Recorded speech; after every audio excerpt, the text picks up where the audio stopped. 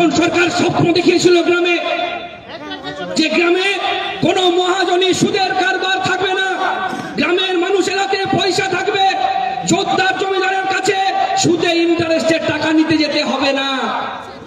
আজকের সময়ে দাঁড়িয়ে দিদিমণি আসার পরে আবার একটা অন্য কায়দায় আপনার গ্রামে, আপনার পাড়ায়, আপনার বাড়িতে মহাজনী সুদের কারবার নিয়ে এলো। আমার মাদেরকে, বোনদেরকে বন্ধন ব্যাংকের টাকা নেবার জন্য নয়, আসার টাকা নেবার জন্য সোমবার, মঙ্গলবার, বুধবার কিস্তির একটা খাতা নিয়ে বসে থাকতে হয়। কেন? কারণ বাড়িতে অভাব, ছেলের ওষুধ কিনতে হবে, বাড়িতে অসুস্থ মেয়ের বিয়ে দিতে হবে, পরিযায়ী শ্রমিক হিসাবে আপনার ছেলে অন্য রাজ্যে কাজ করতে গিয়েছে, আর যখন দেখছে লোনের টাকা শোধ করতে পারছে না, তখন পালিয়ে পালিয়ে বেড়াচ্ছে।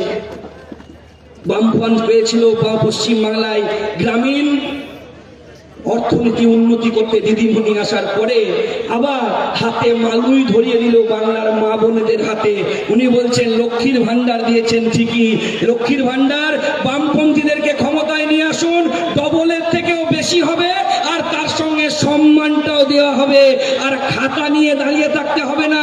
আমার মা বোনেরা যখন সোমবার মঙ্গলবারের টাকা শোধ করতে পারে না, তখন ওই মাইক্রো ফিন্যান্স কোম্পানিগুলো যারা 27%, 28% হারে টাকা তোলে, তারা এসে কি বলে, ঠিক আছে তোমাকে টাকা দিতে হবে না, মাইক্রো ফিন্যান্সের একটা কাজ করো, তোমার স্বামীর বা তোমার ছেলের একটা ডেথ সার্টিফিকেট এনে দাও।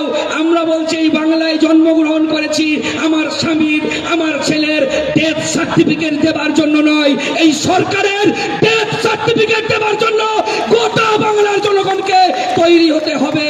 আর ডেথ সার্টিফিকেট লিখতে হবে ছোটে ঘেরা, যেদিন ভোট দিতে যাবেন সেখানে আপনাকে বিচার করতে হবে।